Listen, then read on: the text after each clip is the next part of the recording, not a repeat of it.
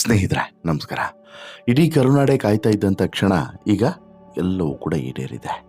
Big boss season 12ರ winner ಆಗಿ ಈಗಾಗಲೇ ಗಿಲ್ಲಿ ಘೋಷಣೆಯಾಗಿ ಆಗಿದೆ. ಯಾರೂ ಕೂಡ ನಿರೀಕ್ಷೆ ಮಾಡದಂತೆ ಮೊದಲ ರನ್ನರ್ ಅಪ್ ಆಗಿ ರಕ್ಷಿತಾ ಶೆಟ್ಟಿ ಆಯ್ಕೆ ಆಗಿದ್ರೆ, ಎರಡನೇ ರನ್ನರ್ ಅಪ್ ಆಗಿ ಅಶ್ವಿನ್ ಗೌಡ ಪಾತಾಳಕ್ಕೆ ಕುಸಿದಿದ್ದಾರೆ. ಈ ಮೂಲಕ ಯಾರು ಬಿಗ್ ಬಾಸ್ ಮನೆಯಲ್ಲಿ ನಾನೇ ವಿನ್ನರ್ ಅಂತೇಳಿ ಕೊಚ್ಕೊಳ್ತಾ ಇದ್ರೋ ಅವರಿಗೆ ದೊಡ್ಡ ಶಾಕ್ ಎದುರಾಗಿದೆ. ಈಗ ಬಿಗ್ ಬಾಸ್ ಸೀಸನ್ ಮುಗಿದ ಬಳಿಕ ಅಥವಾ ಈ ವಿನ್ನರ್ನ ಘೋಷಣೆ ಆದ ಬಳಿಕ ಫಿನಾಲೆ ಎಪಿಸೋಡ್ಗಳ ಶೂಟಿಂಗ್ ಮುಗಿದ ಬಳಿಕ ಯಾರ್ಯಾರಿಗೆ ಏನೇನು ಸಿಕ್ತು ಅನ್ನೋದ್ರ ಬಗ್ಗೆ ಚರ್ಚೆಗಳು ನಡೀತಾ ಇದ್ದಾವೆ.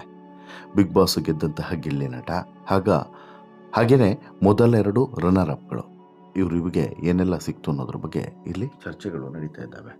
ಅದರಲ್ಲೂ ಕೂಡ ಗಿಲ್ಲಿಗೆ ಸಿಕ್ಕಂತಹ ಬಹುಮಾನದ ಲೆಕ್ಕವನ್ನು ಕೇಳಿದರೆ ಬಹುಶಃ ನಿಮಗೂ ಕೂಡ ಅಚ್ಚರಿ ಆಗ್ಬೋದು. ಏನೆಲ್ಲ ಸಿಕ್ಕಿದೆ ನೋಡ್ತಾ ಹೋಗೋಣ. ಅದಕ್ಕಿಂತ ಮುಂಚೆ ನೀವಿನ್ನೂ ಕೂಡ ನಮ್ಮ ಚಾನಲನ್ನು ಸಬ್ಸ್ಕ್ರೈಬ್ ಮಾಡಿಲ್ಲ ಅಂದರೆ ದಯವಿಟ್ಟು ಕೂಡಲೇ ಸಬ್ಸ್ಕ್ರೈಬ್ ಮಾಡಿ ಸ್ನೇಹಿತರೆ. ಕನ್ನಡದ ಅತ್ಯಂತ ಜನಪ್ರಿಯ ರಿಯಾಲಿಟಿ ಶೋ, ಕನ್ನಡ ಅಂತನೂ ಅಲ್ಲ, ಇಡೀ ಭಾರತದ ಎಲ್ಲ ರಿಯಾಲಿಟಿ ಶೋಗಳಿಗೆ ಕಂಪೇರ್ ಮಾಡಿದ್ರೆ ಬಿಗ್ ಬಾಸ್ನ ರಿಯಾಲಿಟಿ ಶೋನ ವೀಕ್ಷಕರ ವರ್ಗವೇ ಬೇರೆ. ಅದು ಯಾವ ರೀತಿಯಾದಂಥ ವರ್ಗ ಅನ್ನೋದಕ್ಕೆ ಈಗ ಬಿದ್ದಿರುವಂಥ ಓಟ್ಗಳೇ ಸಾಕ್ಷಿ. ಅತಿ ದೊಡ್ಡ ರಿಯಾಲಿಟಿ ಶೋ ಆಗಿ ಅತಿ ಹೆಚ್ಚು ವೀಕ್ಷಕರನ್ನು ಸೆಳೆದಂಥ ಶೋ ಆಗಿ ಈ ಬಿಗ್ ಬಾಸ್ ಈಗಾಗಲೇ ಹೆಸರನ್ನು ಪಡೆದಿದೆ. ಇದೀಗ ಜನವರಿ 18ನೇ ತಾರೀಕು ಭಾನುವಾರ ಸೀಸನ್ 12 ಮುಕ್ತಾಯ ಆಗಿದೆ. ಫಿನಾಲೆ ಕೂಡ ನಡೆದಿದೆ. ಬಹು ನಿರೀಕ್ಷಿತ ಬಿಗ್ ಬಾಸ್ ಸೀಸನ್ 12ರ ವಿನ್ನರ್ ಕೂಡ ಘೋಷಣೆ ಆಗಿದೆ. ಎಲ್ಲರೂ ಕೂಡ ನಿರೀಕ್ಷೆ ಮಾಡಿದಂತೆ ಮತ್ತು ಇಡೀ ಕರ್ನಾಟಕವೇ ಪ್ರಾರ್ಥನೆ ಮಾಡಿದ ರೀತಿಯಲ್ಲಿ ಗಿಲ್ಲಿ ನಟ ಗೆದ್ದು ಬೀಗಿಯಾಗಿದೆ. ಗಿಲ್ಲಿ ನಟ ಸೀಸನ್ 12ರ ವಿನ್ನರ್ ಆಗಿದ್ದಾರೆ. ಕೋಟ್ಯಾಂತರ ಅಭಿಮಾನಿಗಳ ನಿರೀಕ್ಷೆಯಂತೆ ಗೆದ್ದಂತಹ ಗಿಲ್ಲಿ ನಟನಿಗೆ ಟ್ರೋಫಿಯ ಜೊತೆಗೆ ಬಂದಿರುವಂಥ ಲಕ್ಷ ಹಣವನ್ನು ನೋಡಿದ್ರೆ ಬಹುಶಃ ನೀವು ಅಚ್ಚರಿ ಪಡೋದಂತೂ ಗ್ಯಾರಂಟಿ. ಹಾಗೆಯೇ ಈ ಹಣ ಅಷ್ಟೂ ಕೂಡ ಗಿಲ್ಲಿಯ ಕೈ ಸೇರುತ್ತಾ ಅಂತೇಳಿ ಕೇಳಿದ್ರೆ ಇಲ್ಲ, ಅದರಲ್ಲೂ ಕೂಡ ಸಾಕಷ್ಟು ಹಣ ಕಟ್ಟಾಗುತ್ತೆ. ಯಾಕೆ ಹೇಳ್ತೀನಿ ಬನ್ನಿ. ಬಿಗ್ ಬಾಸ್ ವಿನ್ನರ್ ಗಿಲ್ಲಿಗೆ ಪ್ರಾಯೋಜಕರಿಂದ 50 ಲಕ್ಷ ರೂಪಾಯಿ ನಗದು ಬಹುಮಾನ ಸಿಕ್ಕಿದೆ. ಎಷ್ಟು? 50 ಲಕ್ಷ ರೂಪಾಯಿ. ಅದು ಘೋಷಣೆ ಮಾಡಿರುವಂಥ ಬಹುಮಾನ. ಪ್ರತಿ ಸೀಸನಲ್ಲೂ ಕೂಡ ಗೆದ್ದಂತಹ ಈ ವಿನ್ನರ್ಗೆ ಈ 50 ಲಕ್ಷ ರೂಪಾಯಿಯನ್ನು ಕೊಡುವಂಥದ್ದು ಕಾಮನ್. ಹಾಗೆಯೇ ಗಿಲ್ಲಿಗೂ ಕೂಡ ಕೊಟ್ಟಿದ್ದಾರೆ, ನೋ ಡೌಟು. ಇದರ ಜೊತೆಗೆ ಈ ಬಾರಿ ಮಾರುತಿ ಸುಜುಕಿಯು ಕೂಡ ಪ್ರಾಯೋಜಕವನ್ನು ನೀಡಿತ್ತು. ಹಾಗಾಗಿ ಒಂದು ಕಾರನ್ನು ಕೂಡ ಈಗಾಗಲೇ ಗಿಲ್ಲಿಗೆ ಕೊಡಲಾಗಿದೆ.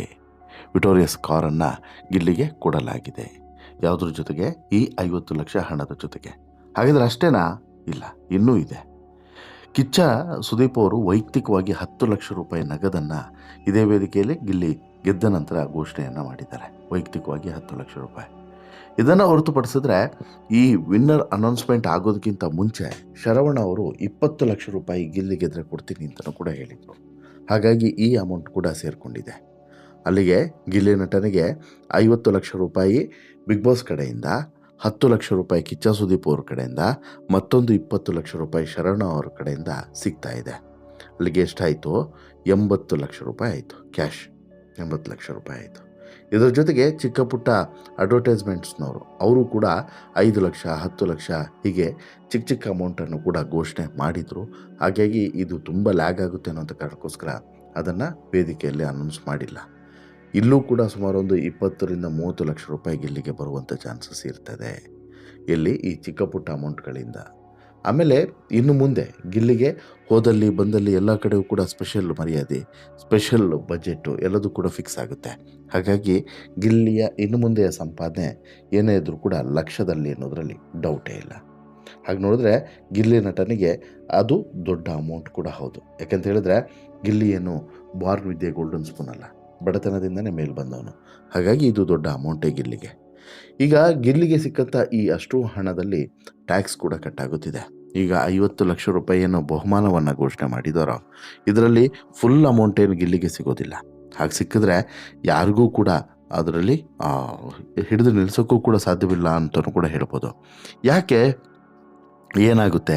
ಹೌದು, ಇಲ್ಲಿ ಗಮನಿಸಬೇಕಾಗಿರುವಂಥ ವಿಚಾರ ಏನಂತ ಹೇಳಿದ್ರೆ, ಬಿಗ್ ಬಾಸ್ ಪ್ರೈಸ್ ಮೊತ್ತಕ್ಕೆ ಸರ್ಕಾರ 30% ತೆರಿಗೆಯನ್ನು ವಿಧಿಸ್ತದೆ. ಹೀಗಾಗಿ ಈ ಹಣದಲ್ಲಿ ಗಿಲ್ಲಿ ಟ್ಯಾಕ್ಸನ್ನು ಕೂಡ ಕಟ್ಟಲೇಬೇಕಾಗುತ್ತೆ. ಟ್ಯಾಕ್ಸನ್ನು ಕಟ್ಟಿ 35 ಲಕ್ಷ ರೂಪಾಯಿ ಮಾತ್ರ ಗಿಲ್ಲಿಗೆ ಕೊಡ್ತಾರೆ. ಅಂದರೆ ಇಲ್ಲಿ ಪ್ರಮುಖವಾಗಿ ಈ ಟ್ಯಾಕ್ಸ್ ಅನ್ವಯ ಆಗೋದು ಯಾವುದಕ್ಕೆ? ಚಾನಲ್ ಕೊಡುವಂಥ ಹಣಕ್ಕೆ ಮಾತ್ರ. ಶರವಣ ಕೊಡುವಂಥ ಹಣಕ್ಕೂ ಕೂಡ ಆಗಲ್ಲ, ಕಿಚ್ಚ ಸುದೀಪ್ ಅವರು ಘೋಷಣೆ ಮಾಡಿರುವಂಥ ಹಣಕ್ಕೂ ಕೂಡ ಆಗಲ್ಲ, ದೊಡ್ಡ ದೊಡ್ಡ ಸಂಸ್ಥೆಗಳು ಅಥವಾ ಪ್ರಾಯೋಜಕರು ಕೊಡುವಂಥ ಹಣಕ್ಕೂ ಕೂಡ ಅಪ್ಲೈ ಆಗಲ್ಲ. ಕೇವಲ ಅಪ್ಲೈ ಆಗುವಂಥದ್ದು ಈ ಕಲರ್ಸ್ ಕನ್ನಡ ಏನು ಘೋಷಣೆಯನ್ನು ಮಾಡಿತ್ತು ನೋಡಿ, 50 ಲಕ್ಷ ರೂಪಾಯಿ ಅಂತ ಹೇಳ್ಬಿಟ್ಟು, ಆ 50 ಲಕ್ಷದಲ್ಲಿ 15 ಲಕ್ಷ ರೂಪಾಯಿ ಟ್ಯಾಕ್ಸ್ ಅಮೌಂಟ್ ಕಟ್ಟಾಗಿ ಉಳಿದಂಥ ಅಮೌಂಟು ಹೋಗುತ್ತೆ. ಇನ್ನು ಒಂದಷ್ಟು ಜನರಿಗೆ ಅನುಮಾನ ಇರ್ತದೆ, ಅಲ್ಲ ರೀ ಇದು ಕೊಡ್ತಾರೇನ್ರಿ, ಸುಮ್ಮನೆ ಸುಳ್ಳು ಹೇಳ್ತಾರೆ, ಮೋಸ ಮಾಡ್ತಾರೆ ಅಂತಲೂ ಕೂಡ ಹೇಳ್ತಾರೆ. ಇಲ್ಲ, ಕೊಡ್ತಾರೆ. ಬಟ್ಟು ನನ್ನ ಮಾಹಿತಿಯ ಪ್ರಕಾರ ಕಿಚ್ಚ ಸುದೀಪ್ ಅವರು ಈ ಹಿಂದೆ ಒಬ್ಬ ಸ್ಪರ್ಧಿಗೂ ಕೂಡ ಇದೇ ರೀತಿ ಘೋಷಣೆ ಮಾಡಿದರು. ಆ ಸ್ಪರ್ಧಿ ಹೇಳ್ತಾ ಇದ್ರು, ಇಲ್ಲ ನನಗೇನೋ ಆ ಅಮೌಂಟ್ ಸಿಕ್ಕಿಲ್ಲ ಅಂತೇಳಿ. ಅವ್ರ ಹೆಸರು ಹೇಳೋದು ಬೇಡ, ನನ್ನ ಸ್ನೇಹಿತರೆ ಅವರು ಕೂಡ. ಅವ್ರು ಹೇಳ್ತಾ ಇದ್ರು, ಇಲ್ಲ ನನಗೆ ಸಿಕ್ಕಿಲ್ಲ, ಸುದೀಪ್ ಅವ್ರು ಘೋಷಣೆ ಏನೋ ಮಾಡಿದ್ರು. ಆಮೇಲೆ ಸುದೀಪ್ ಅವ್ರ ಹತ್ರ ಹೋಗಿ ಏನು ಕೇಳೋಕ್ಕಾಗುತ್ತಾ, ಅಣ್ಣ ನೀವು 10 ಲಕ್ಷ ಕೊಡ್ತೀನಿ ಅಂತ ಹೇಳಿದ್ರಿ, ಕೊಟ್ಟಿಲ್ಲ ಅಂತೇಳಿ ಕೇಳೋಕ್ಕಾಗುತ್ತಾ? ಇಲ್ಲ, ಕೇಳೋಕ್ಕೂ ಕೂಡ ಆಗಲ್ಲ, ಕೇಳಲು ಕೂಡ ಇಲ್ಲ, ಕೊಡಲು ಕೂಡ ಇಲ್ಲ ಅನ್ನುವಂಥ ಮಾತನ್ನು ಹೇಳಿದರು. ಹಾಗಾಗಿ ಇಲ್ಲಿ ಸುದೀಪ್ ಅವರಾಗಿರ್ಬೋದು, ಶರವಣ ಆಗಿರ್ಬೋದು, ಇನ್ನುಳಿದವರಾಗಿರ್ಬೋದು, ಕೊಟ್ಟರೆ ಫೈನ್, ಕೊಡದೇ ಇದ್ದರೆ ಏನೂ ಕೂಡ ಮಾಡಲಿಕ್ಕೆ ಸಾಧ್ಯನೇ ಇಲ್ಲ. ಬಟ್ ಈ ಅಮೌಂಟ್ ಅಂತೂ ಯಾವುದು 50 ಲಕ್ಷದಲ್ಲಿ ಟ್ಯಾಕ್ಸ್ ಕಟ್ಟಾಗಿ ಉಳಿದಂಥ 35 ಲಕ್ಷ ಹಣವನ್ನಂತೂ ಕೊಡಲೇಬೇಕಾಗುತ್ತೆ, ಕೊಡ್ತಾರೆ, ಅದರಲ್ಲೇನೂ ಕೂಡ ಡೌಟ್ ಇಲ್ಲ. ಇದು ಒಂದು ಭಾಗ. ಈಗ ಇನ್ನು ಎರಡನೇ ಭಾಗ ಏನು ಅಂತ ಹೇಳಿದರೆ, ರಕ್ಷಿತಾಗೆ ಸಿಕ್ಕಂತಹ ಹಣ ಎಷ್ಟು ಅಂತೇಳಿ. ಈಗ ರಕ್ಷಿತಾಗೆ ಈ ಮೊದಲ ರನ್ನರ್ ಅಪ್ ಸ್ಥಾನ ಆಗಿರೋದ್ರಿಂದ ಸಹಜವಾಗಿ ರಕ್ಷಿತಗೂ ಕೂಡ ಒಳ್ಳೆಯ ಬಹುಮಾನವೇ ಸಿಕ್ಕಿದೆ. ಮೊದಲ ರನ್ನರ್ ಅಪ್ ಆದಂತಹ ರಕ್ಷಿತಾ ಶೆಟ್ಟಿಗೆ ಇಬ್ಬರು ಪ್ರಾಯೋಜಕರಿಂದ ಕ್ರಮವಾಗಿ 20 ಲಕ್ಷ ಹಾಗೂ 5 ಲಕ್ಷ ನಗದು ಬಹುಮಾನವನ್ನು ಕೊಡಲಾಗಿದೆ. ಹಾಗೆಯೇ ಮೂರನೇ ರನ್ನರ್ ಅಪ್ ಆದಂತಹ ಅಶ್ವಿನಿಗೂ ಕೂಡ ಖಾಲಿ ಕೈಯಲ್ಲೇನು ಕಳಿಸಿಲ್ಲ. ಬಿಗ್ ಬಾಸ್ನಲ್ಲಿ 3ನೇ ಸ್ಥಾನ ಅಂತ ಹೇಳಿದ್ರೆ 2ನೇ ರನ್ನರ್ ಅಪ್ ಆದಂತಹ ಅಶ್ವಿನಿಗೆ 3 ಪ್ರಾಯೋಜಕರಿಂದ ಸುಮಾರೊಂದು 7 ಲಕ್ಷ ರೂಪಾಯಿ ಮತ್ತು 2 ಲಕ್ಷ ರೂಪಾಯಿ ಹಾಗೆಯೇ 5 ಲಕ್ಷ ರೂಪಾಯಿ, ಒಟ್ಟು 14 ಲಕ್ಷ ರೂಪಾಯಿ ನಗದು ಬಹುಮಾನ ಸಿಕ್ಕಿದೆ. ಹಲವರು ಅಶ್ವಿನಿ ಗೌಡ ಅವರೇ ಬಿಗ್ ಬಾಸ್ ವಿನ್ನರ್ ಅಂತೇಳಿ ಅಂದ್ಕೊಂಡಿದ್ರು, ಬಟ್ ಇಲ್ಲ, ಎಲ್ಲವೂ ಕೂಡ ಉಲ್ಟಾ ಹೊಡಿತು. ಪರಿಣಾಮ ಈ ಸುಂದರಿ ಕೈ ಸೇರಿದ್ದು ಯಾರದ್ದು? ಗಿಲ್ಲಿಗೆ. ಹೌದು, ಈ ವಿಜಯಲಕ್ಷ್ಮಿ ಗಿಲ್ಲಿಯ ಕೈ ಸೇರಿದ್ದಾರೆ. ಹಾಗೆಯೇ ಈ ಟ್ರೋಫಿ ಇದೆಯಲ್ಲ, ಗಿಲ್ಲಿಗೆ ಬಂದಂಥ ಟ್ರೋಫಿ, ಇದು ಕೂಡ ವಿಶೇಷವಾದಂಥ ಟ್ರೋಫಿ ರೀ.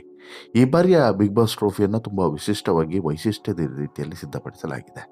ಬಿಗ್ ಬಾಸ್ ಮನೆಯಲ್ಲಿ ಕನ್ನಡದ ಕಂಪು ಹಾಗೂ ಕರ್ನಾಟಕದ ಶ್ರೀಮಂತ ಇತಿಹಾಸ ಇದೆ. ಅದೇ ರೀತಿ ಅದನ್ನೇ ಟ್ರೋಫಿಯಲ್ಲೂ ಕೂಡ ಅಳವಡಿಸಲಾಗಿದೆ.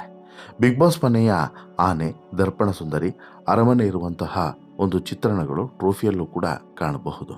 ಮೇಲ್ಭಾಗದಲ್ಲಿ ಬಿಗ್ ಬಾಸ್ನ ಕಣ್ಣನ್ನು ಇಡಲಾಗಿದೆ.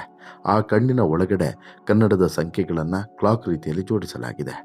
ಅದೇ ಮೊದಲ ಬಾರಿಗೆ ಕನ್ನಡ ಡಿಂಡಿಮ ಬಿಗ್ ಬಾಸ್ ಟ್ರೋಫಿ ಮೇಲೆ ಮೇಳೈಸಿದೆ. ಹೀಗೆ ಈ ಬಾರಿಯ ಟ್ರೋಫಿ ಸಿಕ್ಕಾಪಟ್ಟೆ ವಿಶೇಷವಾಗಿದೆ. ಇನ್ನು ಈ ಬಂದಂಥ ಹಣದಲ್ಲಿ ಗಿಲ್ಲಿ ಏನು ಮಾಡ್ತಾನೆ, ಮುಂದೆ ಗಿಲ್ಲಿಯ ಪ್ಲಾನ್ಗಳು ಏನು, ಗಿಲ್ಲಿಯ ಯೋಜನೆಗಳು ಏನು, ಇದರ ಬಗ್ಗೆನೂ ಕೂಡ ಗಿಲ್ಲಿ ಮುಕ್ತವಾಗಿ ಮಾತನಾಡಿದ್ದಾನೆ. ಅದರ ಬಗ್ಗೆ ಮುಂದಿನ ಸ್ಟೋರಿಯಲ್ಲಿ ನಿಮಗೆ ಮಾಹಿತಿಯನ್ನು ಕೊಡ್ತಾ ಹೋಗ್ತೀನಿ. ಅದಕ್ಕಿಂತ ಮುಂಚೆ ನಿಮಗೆ ಈ ಒಂದು ಪ್ರೈಸ್ನ ಬಗ್ಗೆ ಅಥವಾ ಇಷ್ಟು ಹಣಗಳು ಸಿಕ್ಕಿದ್ರ ಬಗ್ಗೆ ಮತ್ತು ಇದರ ಬಗ್ಗೆ ನಿಮ್ಮ ಅಭಿಪ್ರಾಯ ಏನು, ದಯವಿಟ್ಟು ಕಮೆಂಟ್ ಮಾಡಿ ತಿಳಿಸಿ. ಜೊತೆಗೆ ಈ ಸ್ಟೋರಿ ಇಷ್ಟ ಆಯಿತು ಅಂತ ಹೇಳಿದ್ರೆ ಲೈಕ್ ಮಾಡಿ, ಶೇರ್ ಮಾಡಿ, ಚಾನಲ್ಗೆ ಸಬ್ಸ್ಕ್ರೈಬ್ ಆಗೋದನ್ನು ಮರಿಬೇಡಿ. ಧನ್ಯವಾದ.